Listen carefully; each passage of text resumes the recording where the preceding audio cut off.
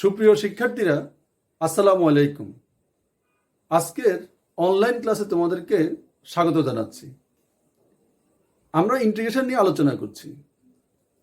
ইন্টিগ্রেশনের পূর্ববর্তী লেকচারগুলিতে আমরা ইন্টিগ্রেশনের বিভিন্ন নিয়ম এবং এর সাথে রিলেটেড কিছু সমস্যা আমরা আলোচনা করেছি।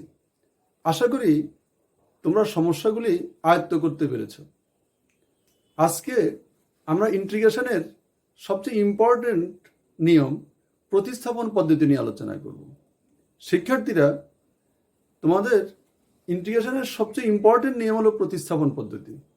কারণ প্রতিস্থাপন পদ্ধতি তোমরা যদি ভালো করে আয়ত্ত করতে পারো, তাহলে এর পরবর্তী অধ্যায়গুলিতে তোমাদের আর সমস্যা করতে হবে না। এখন আমাদের প্রতিস্থাপন পদ্ধতি মানে কি?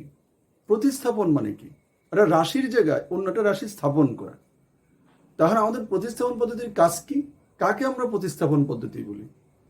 দেখো, আমরা যে সূত্রগুলি আমরা জানি, যে সূত্রগুলি আমরা শিখেছি, এগুলোকে বলা হয় আদর্শ আকার অথবা জানা আকার। তো আমাদের কোনো ইন্টিগ্রেশন যদি অজানা আকারে থাকে, কোনো ইন্টিগ্রেশন যদি অজানা হয়, জটিল আকারে থাকে, তাহলে এটাকে প্রতিস্থাপন করে আমাদের আদর্শ আকারে রূপান্তর করা, এটাই প্রতিস্থাপন পদ্ধতি। তো দেখো, এই যে আমরা এখানে লিখলাম প্রতিস্থাপন পদ্ধতি, যে প্রক্রিয়ায় চলরাশি পরিবর্তনের মাধ্যমে জটিল আকারের ইন্টিগ্রালকে জানা ইন্টিগ্রালে বা আদর্শ আকারের ইন্টিগ্রালে রূপান্তর করা হয়। কি বলেছি আমরা? এই যে জটিল আকারের ইন্টিগ্রালকে জানা ইন্টিগ্রাল বা আদর্শ আকারের ইন্টিগ্রালে প্রকাশ করা হয়, রূপান্তর করা হয়, তাকে আমরা প্রতিস্থাপন পদ্ধতি বলি। তাহলে আমাদের আদর্শ আকার কোনগুলি, জানা আকার কোনগুলি? আমাদের সূত্রগুলি, যে সূত্রগুলি আমরা লিখে দিয়েছি তোমাদের, সেগুলি হলো আমাদের জানা আকার। তাহলে এই সূত্রের বাইরে অন্য কোনো আকার থাকলেই সেটা জটিল আকার, অজানা আকার। প্রতিস্থাপন পদ্ধতি প্রয়োগ করে এটাকে জানা আকারে রূপান্তর করতে হবে। এখন প্রতিস্থাপন পদ্ধতির সবচেয়ে ইম্পর্টেন্ট ব্যাপার হলো আমরা কাকে প্রতিস্থাপন করব। আমরা যে একটা রাশিকে প্রতিস্থাপন করব, আমরা কাকে প্রতিস্থাপন করব? এখন এটা হলো সবচেয়ে ইম্পর্টেন্ট আকার। এখন প্রতিস্থাপন কাকে করব, এটা শেখার জন্য আমাদের একটা প্রাসঙ্গিক বিষয় তোমাদের সাথে আলোচনা করছি। তোমরা দেখো, এই যে একটা function integration x e⁻x² dx, তোমরা তো জানো এই যে আমাদের কি আছে, এটাকে আমরা বলি ইন্টিগ্রেন্ট। এটাকে আমরা কি বলি? এটাকে বলা হয় ইন্টিগ্রেন্ট। ইন্টিগ্রেন্ট। এখন দেখো, এই যে ইন্টিগ্রেন্ট মানে ইন্টিগ্রাল ফাংশন, যেটা এই যে ফাংশনটা ইন্টিগ্রাল ফাংশন, এটাকে মূলত বলা হয় ইন্টিগ্রেন্ট। এখন এই যে ইন্টিগ্রেন্ট, দেখো এখানে কয়টি ফাংশন আছে? এখানে আমাদের দুইটি ফাংশনের গুণফল। একটা কি? একটা হলো x আর একটা হলো e⁻x²। তাহলে দেখো, এই ইন্টিগ্রান্ডটা দুইটি ফাংশনের গুণফল। একটু মনোযোগ দাও, আমরা এটা কি দেখাচ্ছি? আমরা যদি প্রতিস্থাপন পদ্ধতি প্রয়োগ করতে চাই, তাহলে কাকে আমরা প্রতিস্থাপন করব, কোন রাশিটাকে প্রতিস্থাপন করব, এটা শেখানোর জন্য আমরা এই প্রসঙ্গ নিয়ে এসেছি। একটু মনোযোগ দাও। তাহলে এখানে x e⁻x², তাহলে এখানে দেখো, তাহলে এই যে ইন্টিগ্রান্ডটা দুটি ফাংশনের গুণফল। এই যে দুটি ফাংশন, এই দুটি ফাংশন কেউ কার উপরে ডিপেন্ডেন্ট না। এই কারণে আমি নাম দিলাম এটাকে স্বাধীন ফাংশন। এটাকে স্বাধীন ফাংশন, স্বাধীন ফাংশন। কারণ এই দুইটা ফাংশন বা এই দুইটা রাশি কেউ কার উপরে ডিপেন্ডেন্ট না। তাহলে দেখো, দুইটি স্বাধীন ফাংশনের গুণফল এই ইন্টিগ্রান্ডটা বা প্রদত্ত ইন্টিগ্রাল ফাংশন। এখন দেখো, এই যে আমাদের স্বাধীন কেন বললাম? যে এই দুইটা কেউ কার উপরে ডিপেন্ডেন্ট না। এখন দেখো, এখানে এখানে আমাদের আরো ফাংশন আছে। এই যে x² একটা ফাংশন, x² একটা ফাংশন, তবে এটা স্বাধীন না। এটা e⁻x² এর আওতাধীন। এখানে আমি এটার নাম দিলাম অধীন। এটা অধীন। এখন খেয়াল করো, আমি আবার বলছি, এই যে আমি নামকরণ করেছি স্বাধীন বা অধীন ফাংশন, তোমরা আবার স্বাধীন বা অধীন ফাংশন এগুলোর সংজ্ঞা নিয়ে চিন্তা করার দরকার নাই। জাস্ট তোমাদের একটা নিয়ম শেখানোর জন্য আমি এই প্রসঙ্গ নিয়ে আসছি, যাতে তোমাদের বুঝতে সুবিধা হয়, মনে রাখতে সুবিধা হয়। আমি এই দুইটা ফাংশন স্বাধীন নামকরণ করেছি এই কারণে, এই দুইটা ফাংশন কেউ কারো উপরে ডিপেন্ডেন্ট না। কিন্তু এক্স স্কয়ারটা e to the power x স্কয়ারের আওতাভুক্ত, এক্স স্কয়ারটা e to the power x square আওতাভুক্ত ভিতরে আছে, এই কারণে আমি এটার নাম দিয়েছি কি অধীন। যেমন দেখো ইন্টিগ্রেশন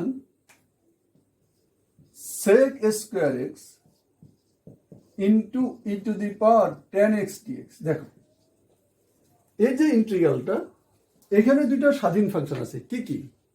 sec স্কয়ার এক্স, এই যে sec স্কয়ার এক্স আর e to the power ten x, এই দুইটা কি ফাংশন?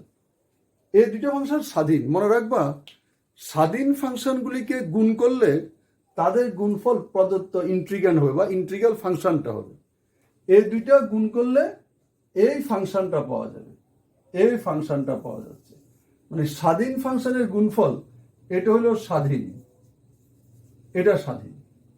আবার দেখো এই স্বাধীন থেকে, মানে এই দুইটা হলো স্বাধীন, এর বাইরে আমি যাই বলি সেটা হলো অধীন। যেমন এখানে sec x tan x এগুলা কি ফাংশন?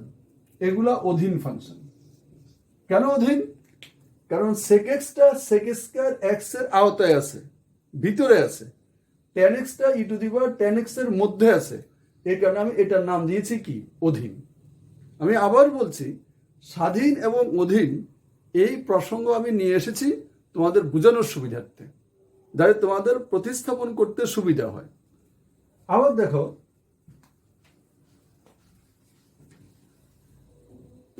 মনে করো integration e to the power A sine inverse x divide by root over 1 minus x square. তাহলে দেখো এই ফাংশনটাকে স্বাধীন ফাংশন কি আছে এখানে? এখানে স্বাধীন ফাংশন হলো e to the power A sine inverse x. ভগ্নাংশের ক্ষেত্রে মনে রাখবা লব অলওয়েজ স্বাধীন। আর কি আছে? 1 by root over 1 minus x square, এগুলি স্বাধীন ফাংশন, স্বাধীন ফাংশন। দেখো এই দুইটা গুণ করলে কি হবে? এই দুইটা যদি আমরা গুণ করি তাহলে আমরা এই ইন্টিগ্রাল ফাংশনটা পাই। আমি আবার বলছি যে স্বাধীন ফাংশনগুলি গুণ করলে প্রদত্ত ইন্টিগ্রাল ফাংশন পাওয়া যাবে। আর মনে রাখবা শুধু হর, হর কখনো স্বাধীন হয় না। 1 বাই হর হলো স্বাধীন, শুধু হর কখনো স্বাধীন না। 1 বাই হর হলো কি আমাদের স্বাধীন। তাহলে দেখো এই দুইটা স্বাধীন ফাংশন। এখন এই দুইটা ফাংশনের এই ভিতর থেকে আমি আর যাই লিখি না কেন সবই হলো অধীন। যেমন এখানে অধীন কি? এই যে সাইন ইনভার্স এক্স, এটা অধীন ফাংশন। শুধু এক্স অধীন function. Root over 1 minus x square অধীন, 1 মাইনাস এক্স স্কয়ার, এগুলো সব কি অধীন ফাংশন। মানে আমাদের স্বাধীনের বাইরে আমি যাই লিখি না কেন সবই হলো অধীন। কেন? এই সবগুলো এই চারটা রাশি এই দুইটার আওতাভুক্ত, এই দুইটার ভিতরে আছে, এই কারণে আমি এগুলোর নামকরণ করেছি অধীন ফাংশন। তাহলে মনে রাখবা লব অলওয়েজ স্বাধীন, আর 1 বাই হর হলো স্বাধীন। শুধু হর কখনো কি হয় না? স্বাধীন হয় না। তাহলে দেখো যদি আমাদের এটা বলি integration cos x by root sine x dx, তাহলে এখানে স্বাধীন কি কি আছে? এখানে স্বাধীন ফাংশন কোনগুলি? দেখো এখানে স্বাধীন ফাংশন হলো cos x, cos x আর রুট ওভার 1 বাই কত? 1 by root over sine x, এটা হলো স্বাধীন, এটা হলো স্বাধীন। cos x টা স্বাধীন, 1 বাই রুট সাইন এক্স এটা হলো স্বাধীন। তাহলে আর অধীন কি কি আছে? এই যে cos x, cos x sorry root sine x, শুধু সাইন এক্স, এক্স, এগুলো হলো কি আমাদের অধীন। মানে এই দুইটা স্বাধীন, এই দুইটা থেকে এবার আমি যাই বলি সেগুলো হলো কি অধীন। তো আশা করি তোমরা স্বাধীন এবং অধীন বুঝতে পেরেছো। মনে করো এমন ইন্টিগ্রেশন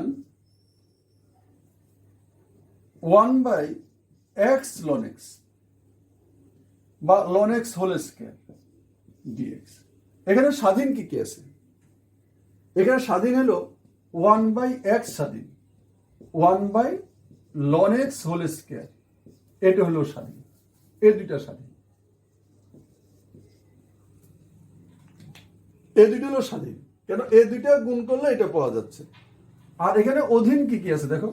অধীন কি? এখানে এক্সটা অধীন, ln x হোল স্কয়ার অধীন, শুধু ln x অধীন, এগুলো হলো অধীন। তাহলে আমাদের এই যে এই দুইটাও স্বাধীন, আর এই দুইটার মধ্য থেকে আমি যাই লিখি না কেন সেটা কি হবে? অধীন। তাহলে তোমরা কি স্বাধীন অধীন বুঝতে পেরেছো কিনা? আমি আবার বলছি, এগুলো কেন দেখাচ্ছি? তোমাদের প্রতিস্থাপন কাকে বলবো, কাকে আমরা ধরবো, আমাদের এটা তোমাদের বোঝার সুবিধার্থে। তাহলে স্বাধীন অধীন তোমরা কি ক্লিয়ার কিনা? যদি এটা ক্লিয়ার হও, দেখো এখন দেখো একটা নোট তোমরা লিখা।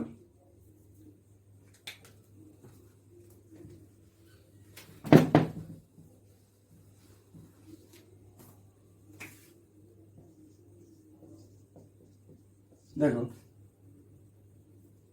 আমরা এই যে প্রতিস্থাপন করব, আমরা আগেই বলছি প্রতিস্থাপন করা মানে কি?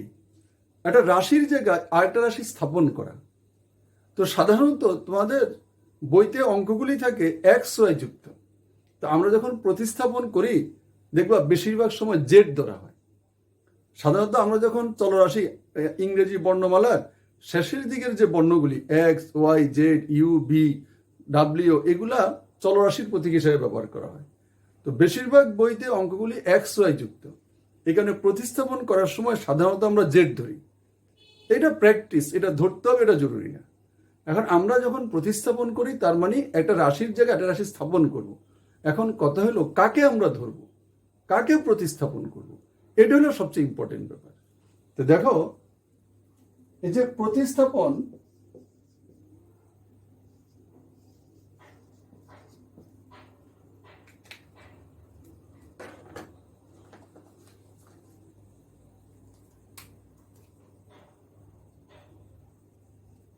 পদ্ধতির ক্ষেত্রে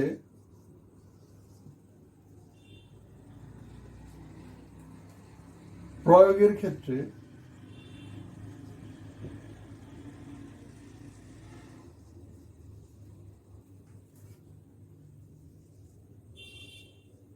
মনে রাখতে হবে, 1 নাম্বার, প্রদত্ত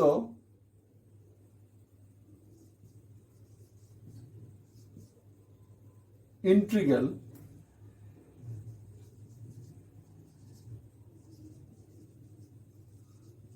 ফাংশন থেকে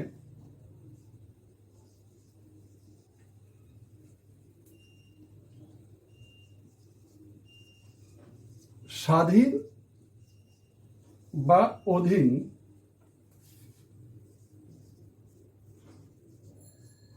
যে কোনো ফাংশনকে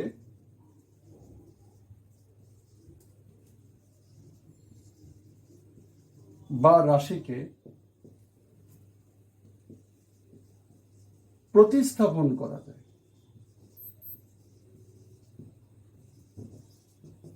কি বললাম? প্রদত্ত ইন্টিগ্রাল ফাংশন থেকে স্বাধীন বা অধীন যে কোনো ফাংশনকে বা রাশিকে প্রতিস্থাপন করা যায়। অর্থাৎ কি? অর্থাৎ জেড ধরা যায়। আমরা সাধারণত কি ধরি? আমরা যখন প্রতিস্থাপন করি আমরা সচরাচর কি ধরি? জেড ধরি। তো আমি স্পষ্ট লিখে দিচ্ছি তোমাদের সুবিধার্থে যে আমাদের প্রদত্ত আমরা যখন জটিল আকারে ইন্টিগ্রাল থেকে জানা ইন্টিগ্রালে যদি আসতে চাই তখন তো আমরা প্রতিস্থাপন করব। তো এই কারণে বললাম যে প্রদত্ত ইন্টিগ্রাল ফাংশন থেকে স্বাধীন বা অধীন যে কোনো ফাংশন বা রাশিকে আমরা প্রতিস্থাপন করতে পারবো বা জেড ধরা যায়। তবে এরূপ তবে ওই নির্দিষ্ট ফাংশনকে জেড ধরতে হবে যাকে অন্তরীকরণ করলে প্রদত্ত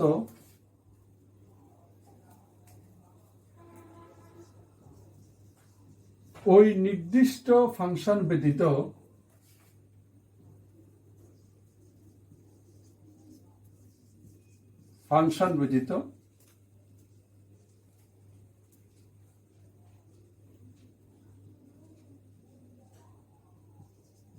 প্রদত্ত ইন্টিগ্রালেই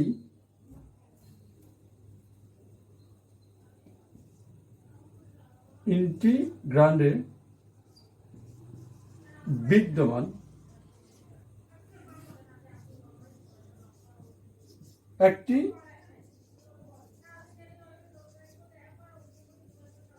স্বাধীন ফাংশন পাওয়া যায়। দেখো আমরা কি বলেছি, এটা যদি তোমরা সেভ এই এক নাম্বার নোটটা মনে রাখতে পারো, তখন প্রতিস্থাপন পদ্ধতির ক্ষেত্রে কোথাও কোনো তোমাদের সমস্যা হবে না, যদি এই জিনিসটা বুঝতে পারো। আমরা কি বলেছি, আমরা যখন প্রতিস্থাপন করব, একটা রাশির জায়গায় একটা রাশি স্থাপন করব, তো বলছি যে প্রদত্ত ইন্টিগ্রাল ফাংশন থেকে স্বাধীন বা অধীন যে কোনো ফাংশন বা রাশিকে প্রতিস্থাপন করা যায়। মানে প্রদত্ত ইন্টিগ্রাল থেকে আমরা যে কোনো রাশিকে ধরতে পারবো, হোক সে স্বাধীন হোক সে অধীন। তবে শর্ত হইল যে ওই নির্দিষ্ট ফাংশনকে জেড ধরতে হবে। আমরা ওই রাশিকেই জেড ধরব যাকে অন্তরীকরণ করলে ওই নির্দিষ্ট ফাংশন ব্যতীত প্রদত্ত ইন্টিগ্রান্ডে বিদ্যমান একটি স্বাধীন ফাংশন পাওয়া যায়। আমরা ওই ফাংশনকে জেড ধরব যাকে অন্তরীকরণ করতে হবে। দেখো, অন্তরীকরণ করতে হবে, মনে রাখবা, যখনই প্রতিস্থাপন করবা সাথে সাথে অন্তরীকরণ করা লাগবে। এই কারণে অন্তরীকরণের সূত্র না পারলে তোমরা এখন থেকে আর প্রতিস্থাপন পদ্ধতি প্রয়োগ করতে পারবে না। যে অন্তরীকরণের সূত্র ভালো পারবে না সে কখনোই প্রতিস্থাপন পদ্ধতি ভালো পারবে না, কারণ প্রতিস্থাপন করতে গেলেই অন্তরীকরণ লাগবে। তাহলে দেখো, তাহলে আমরা প্রদত্ত ইন্টিগ্রাল থেকে ওই ফাংশনকে জেড ধরব যাকে অন্তরীকরণ করলে প্রশ্নেই বিদ্যমান, প্রদত্ত ইন্টিগ্রালের বিদ্যমান এটা কি পাওয়া যায়, স্বাধীন ফাংশন পাওয়া যায়। যাকে ধরবো, দেখো, ওই নির্দিষ্ট ফাংশন ব্যতীত যাকে ধরবো সেটা ব্যতীত। তাহলে আমরা কি বলছি এখানে, কয়েকটা জিনিস দেখো, আমরা কোথায় থেকে ধরবো, এই যে প্রদত্ত ইন্টিগ্রাল ফাংশন থেকে স্বাধীন বা অধীন যে কোনো ফাংশন বা রাশিকে আমরা প্রতিস্থাপন করতে পারবো। তবে ওই নির্দিষ্ট ফাংশনকে আমরা জেড ধরবো যাকে অন্তরীকরণ করলে ওই নির্দিষ্ট ফাংশন ব্যতীত প্রদত্ত ইন্টিগ্রান্ডেই বিদ্যমান একটি স্বাধীন ফাংশন পাওয়া যায়। এখন এটা মনে রাখলেই আমাদের চলে। তাও তোমাদের সুবিধার্থে আমরা আরো কয়েকটা জিনিস লিখে দিচ্ছি। দেখো, 2 নম্বর,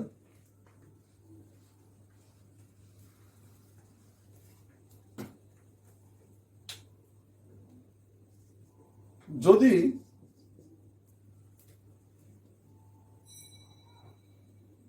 প্রদত্ত ইন্টিগ্রান্ডে ইনভার্স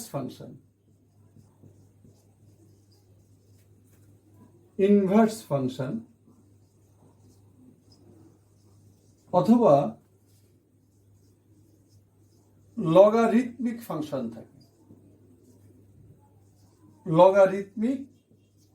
থাকে,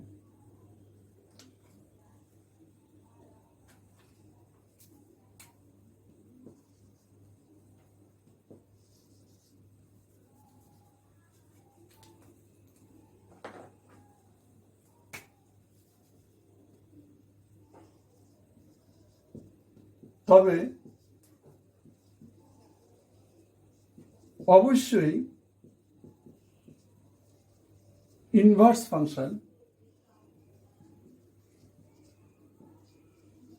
অথবা লগারিথমিক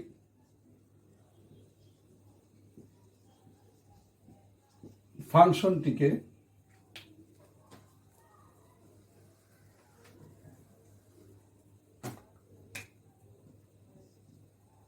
জেড ধরতে হবে।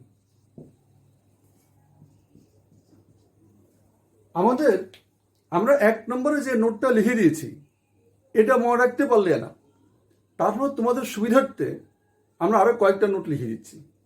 যেমন 2 নম্বরে বলেছি যদি কোনো ইন্টিগ্রালে বা আমাদের ইন্টিগ্রাল ফাংশনে ইনভার্স থাকে, sine inverse x, cos inverse x, tan inverse x, inverse function কি sine inverse x, cos inverse x, tan inverse x, cot inverse, এগুলো যদি থাকে, অথবা logarithmic function ln x, log x, যদি এগুলি থাকে, তাহলে অবশ্যই ইনভার্স ফাংশন অথবা লগারিথমিক ফাংশনকে জেড ধরতে হয়।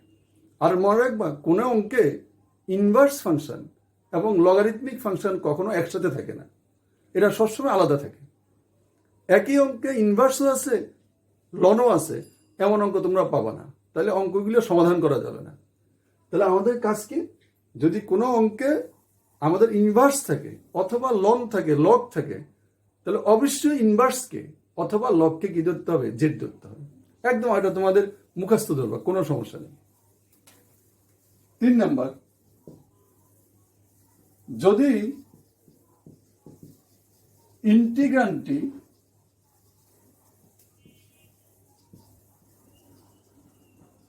ভগ্নাংশ হয় তবে সাধারণত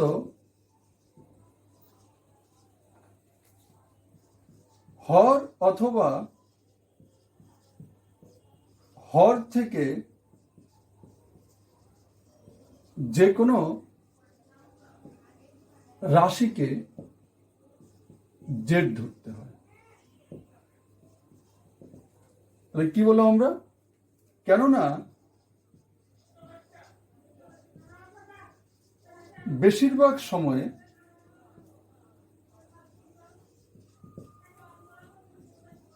হর বা হরের যে কোনো রাশিকে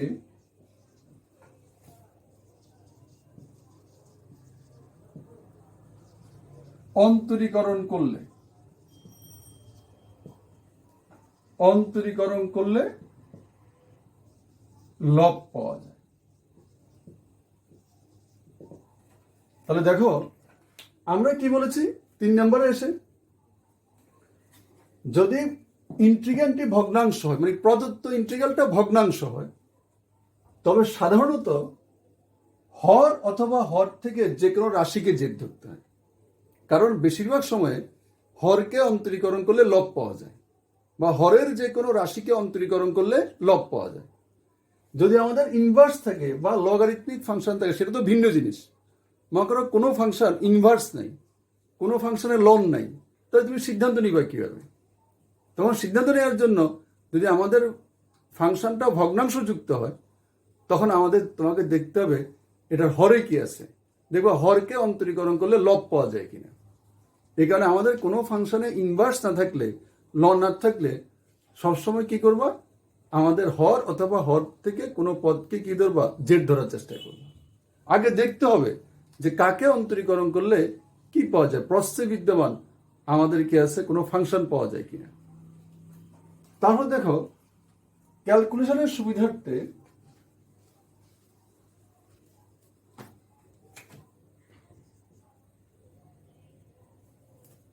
যদি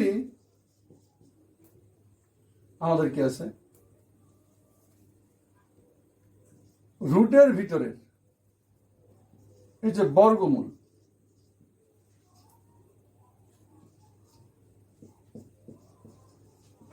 চিহ্নের ভিতরে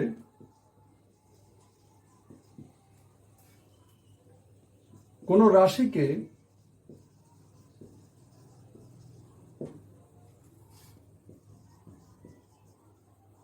প্রতিস্থাপন করতে চাই,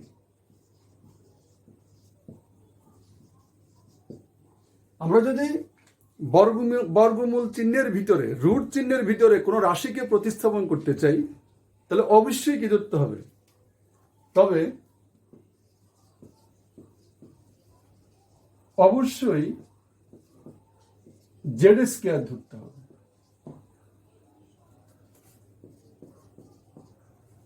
যদি আমরা স্কয়ার রুটের নিচে কোনো রাশিকে ধরতে চাই, তাহলে জেড স্কয়ার ধরবো। কেন ধরবো? তাহলে রুটটা থাকবে না, আমাদের ক্যালকুলেশন সহজ হয়ে যাবে। ধরতে হবে এটা জরুরি না, ধরলে তোমরা সুবিধা পাবা। যদি কিউব রুট থাকে তখন কি ধরবো আমরা? কিউব রুটের নিচে কিছু ধরতে চাইলে কি ধরবো? Z cube. স্কয়ার রুটের নিচে থাকলে জেড স্কয়ার। যদি আমাদের কিউব রুট থাকে তখন কি ধরবো আমরা? জেড কিউব ধরবো। মনে করো যদি কি হয়, যদি এই যে কিউব রুট এত চিহ্নের ভিতরে কোন রাশিকে প্রতিস্থাপন করতে চাই,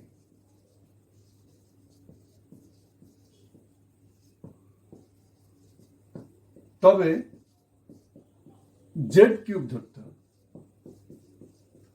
তাহলে কি বললাম আমরা? যে স্কোয়ার রুটের নিচে থাকলে জেড স্কোয়ার, আর কিউব রুটের নিচে থাকলে কি ধরতে হবে? Z cube. তাহলে আর কিউব রুটটা থাকবে না, আমাদের পরবর্তী ক্যালকুলেশনটা কি হবে? সহজ হবে। তাহলে আমরা কি বলছি? আমরা তোমাদেরকে 5টা নোট দিয়েছি, আসলে ভিত্তি কিন্তু নোট 1, 1 নাম্বারটা। যদি 1 নাম্বারটা তোমরা ভালো করে বুঝো তাহলে বাকিগুলো আর লাগবে না। বাকিগুলি তোমাদের লিখে দিয়েছি, যাতে তোমাদের দ্রুত বুঝতে কি হয়? সুবিধা হয়। তো তোমাদেরকে প্রতিস্থাপন পদ্ধতির একটি অঙ্ক আমি দেখাচ্ছি। দেখো,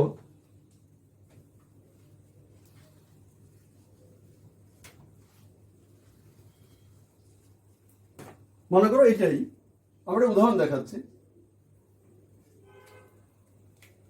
এই যে ইন্টিগ্রেশন আমরা ধরি i equal integration x E to the power x square dx। দেখো এখানে যে ইন্টিগ্রান্ডটা আছে এটা কি আমাদের জানা আকার? আমরা সূত্র শিখেছি ইন্টিগ্রেশন x dx। আমাদের এখানে আছে কি?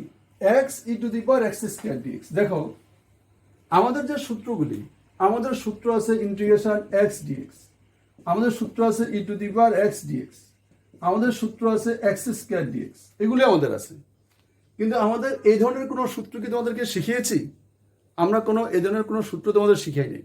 তাহলে আমাদের কাজ হলো এই যে ফাংশনটি আছে এটাকে প্রসেস করে আমাদের জানা আকারে নিয়ে আসা, আদর্শ আকারে নিয়ে আসা, এই আকারগুলিতে নিয়ে আসা। সূত্রগুলি হলো আদর্শ আকার। তাহলে এটাকে প্রসেস করে আমরা প্রতিস্থাপন পদ্ধতি প্রয়োগ করে এটাকে আমাদের জানা আকারে রূপান্তর করব। এখন এখানে যে প্রতিস্থাপন পদ্ধতি প্রয়োগ করব, দেখো আমাদের কি আছে? এখন এখানে আমাদের রাশি কয়টা আছে? এখানে স্বাধীন ফাংশন কি আছে? এখানে আছে x আর e to the power x square. দেখো এই দুইটি হলো আমাদের স্বাধীন ফাংশন। এখন এই যে দুইটা স্বাধীন ফাংশন x আর e to the power x square, তাহলে এখানে আমরা কাকে প্রতিস্থাপন করব? আবার অধীন ফাংশন কি আছে? এই যে x, এটা হলো স্বাধীন, আর x স্কয়ার হলো অধীন। কেন? x স্কয়ারটা কার আওতাভুক্ত?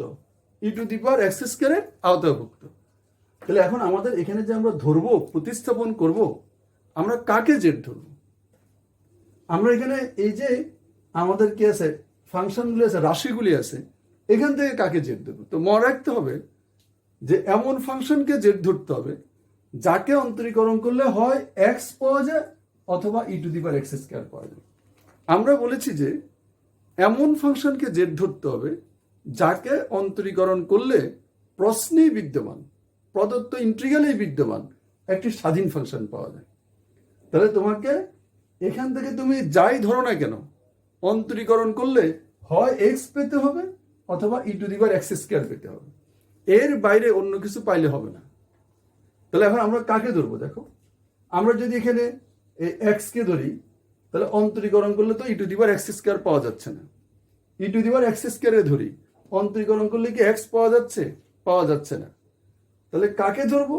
যদি আমরা এক্স স্কোয়ারকে ধরি তাহলে অন্তরীকরণ করলে কি পাওয়া যায়? এক্স পাওয়া যায়। আর মনে রাখবা সহগ অথবা চিহ্ন এটা ইম্পর্টেন্ট ব্যাপার না, আমাদের মূল ফাংশনটা পাওয়া যায় কিনা এটা হলো ইম্পর্টেন্ট। তাহলে আমরা এখানে কাকে ধরবো? আমরা এক্স স্কোয়ারকে ধরবো। কেন ধরবো? কারণ এক্স স্কোয়ারকে অন্তরীকরণ করলে স্বাধীন ফাংশন এক্স পাওয়া যায়। আমরা আগেই বলেছি যে স্বাধীন অথবা অধীন যে কোনো ফাংশনকে জেড ধরতে পারবো, তবে এমন ফাংশনকে জেড ধরবো যাকে অন্তরীকরণ করলে আমাদের প্রশ্নেই বিদ্যমান একটি স্বাধীন ফাংশন পাওয়া যায়। তো দেখা যাচ্ছে এখানে যদি আমি এক্স স্কোয়ারকে জেড ধরি তাহলে কি পাওয়া যাচ্ছে? এক্স পাওয়া যাচ্ছে। এক্সটা হলো কি ফাংশন? স্বাধীন ফাংশন। তাহলে এখন দেখো আমরা করি কি, এই ধরার আগে এই যে আমরা এক্স স্কোয়ারকে ধরতে চাই, কেন? এক্স স্কোয়ারকে অন্তরীকরণ করলে এক্স পাওয়া যায়। এই কারণে অন্তরীকরণ করলে যে ফাংশনটা পাওয়া যায় তোমার কাজ হবে আগে ওইটা ডিএক্স এর সাথে নিয়ে যাও। দেখো এক্সটাকে ডিএক্স এর সাথে নিয়ে গেলাম, কেন? কারণ হলো আমি এক্স স্কোয়ারকে জেড ধরবো, আর এক্স স্কোয়ারকে অন্তরীকরণ করলে কি পাওয়া যাচ্ছে? এক্স পাওয়া যায়। তাহলে অন্তরীকরণ করলে যে ফাংশনটা পাওয়া যায় তাকে সবসময় কার সাথে নিয়ে আসবা? ডিএক্স এর সাথে নিয়ে আসবা। তাহলে পরবর্তীতে আমাদের মান বসাতে সুবিধা হবে।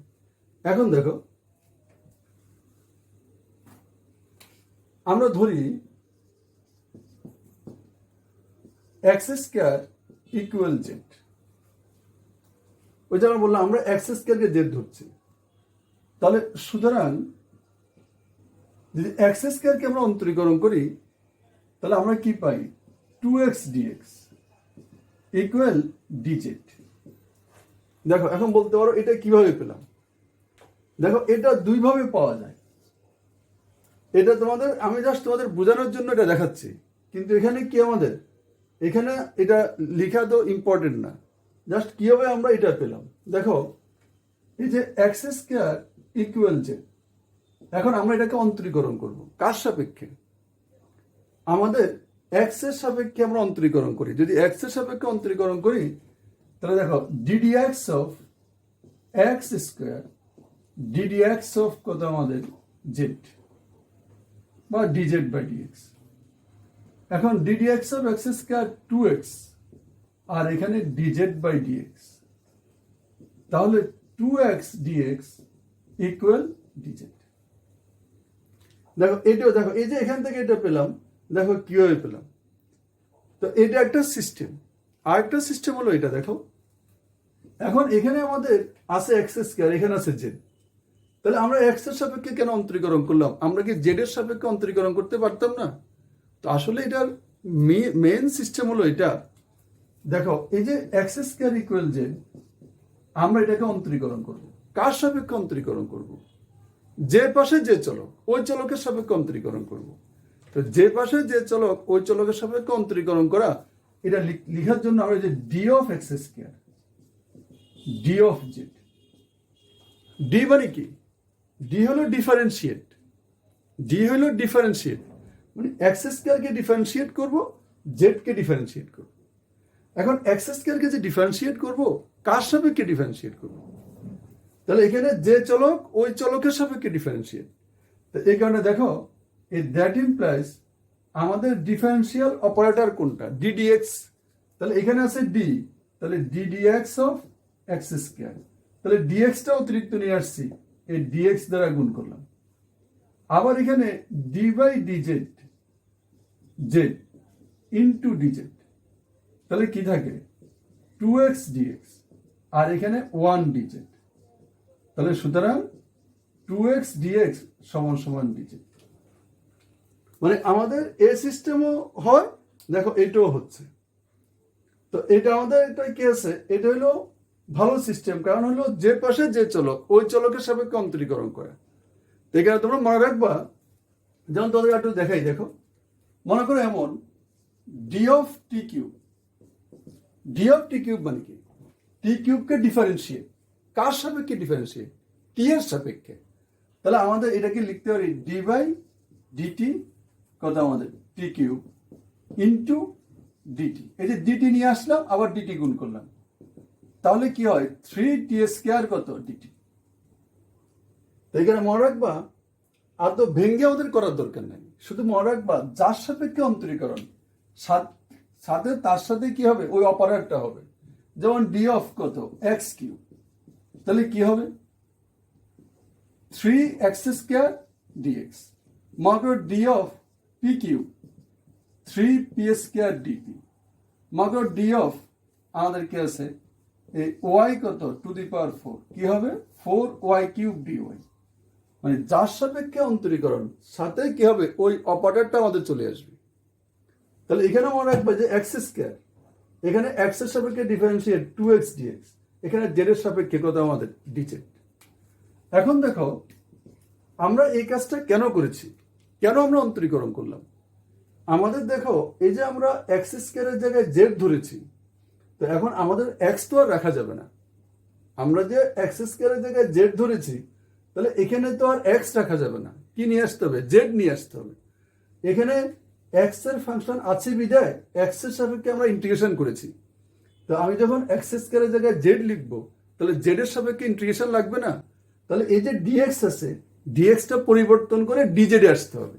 এই কারণে আমরা এখানে অন্তরীকরণ করেছি 2x dx = dz। আর আছে x dx, এই কারণে আমরা এই x dx এর মান হলো হাফ dz। এই যে মান বসানোর সুবিধার্থে x dx এর মান বের করলাম হাফ dz। এই কারণে আমি বলেছিলাম যে আমাদের দেখো এখানে এই যে অন্তরীকরণ করলে x dx পাচ্ছি, x টা কি ফাংশন, স্বাধীন ফাংশন।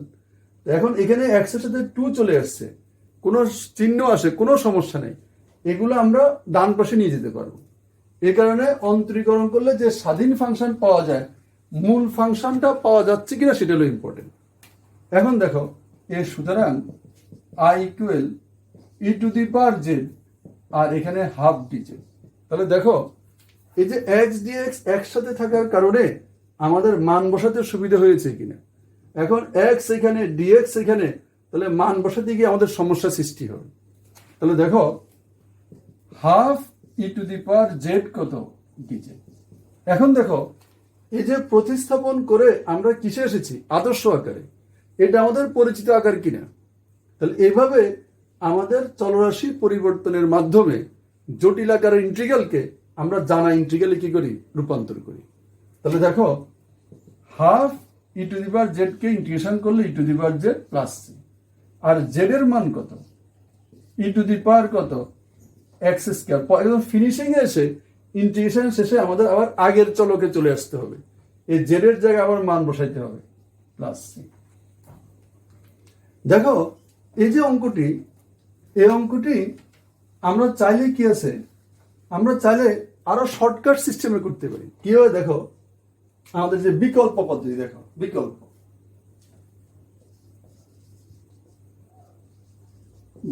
পদ্ধতি।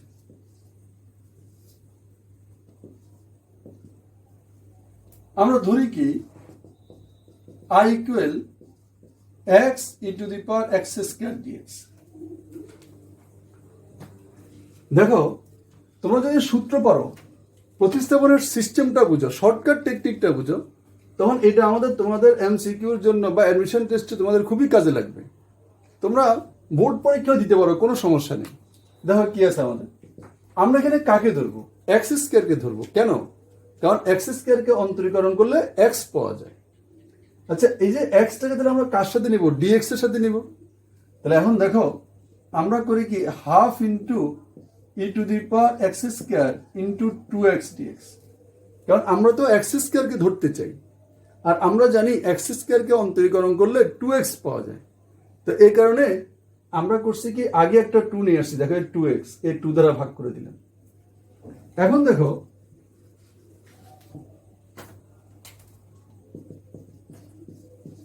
e⁻x² ইন্টু এটাকে আমরা d অফ x² লিখতে পারি কিনা। কারণ d অফ x² মানে কি, আমরা আগেই বলেছি d অফ x² হলো 2x dx। এই দেখো এই যে 2x dx এর জায়গায়, এই যে 2x dx এর জায়গায় আমি লিখেছি d অফ x²। এখন দেখো আমাদের কি আছে, এখন এই যখন অঙ্কগুলো এইভাবে করবা, তখন d এর সাথে যে ফাংশনটা থাকে, তাকে মনে মনে x বিবেচনা করো। তো তো ডি এর সাথে এখানে আছে এক্স স্কোয়ার। এক্স স্কোয়ারকে যদি আমি মনে মনে এক্স ধরি, তখন দেখো half into integration e to the power x dx. X স্কোয়ারকে মনে মনে এক্স ধরছি, তাহলে e to the power x dx. সূত্র কি হচ্ছে দেখো, এ সূত্র হয়ে যাচ্ছে কিনা। এই যে দেখো integration e to the power x dx. এখানে দেখো ডি এর সাথে যে চলক ই এর ঘাত সেই চলক, তখন সূত্র হলো e to the power x plus c. এই যে ডি এর সাথে যে চলক ই এর ঘাত সেই চলক, তখন সূত্র হলো e to the power x plus c. এখন এখানে ডি এর সাথে যে দেখো আছে এক্স স্কোয়ার, ই এর ঘাত এক্স স্কোয়ার। তো ডি এক্স স্কোয়ারকে মনে হয় যদি আমি এক্স ধরি, তাহলে e to the power x dx. তাহলে কি হয় আমাদের, half e to the power x square plus c. এই দেখো এই সূত্র, এই যে এই সূত্র, আমরা এই সূত্র করতে এখানে এক্স, এখানে e to the power x plus c, এখানে e to the power x square plus c. তো তোমরা যদি প্রতিস্থাপনের সিস্টেম জানো, এভাবে শর্টকাট অঙ্কগুলি করতে পারবে। তো তোমাদের আমাদের কি আছে, আমরা প্রতিস্থাপনটা কি আমরা আজকে দেখালাম। আগামী ক্লাসে আমরা প্রতিস্থাপনের আরো কিছু অঙ্ক তোমাদেরকে দেখাবো, তোমার আরো ক্লিয়ার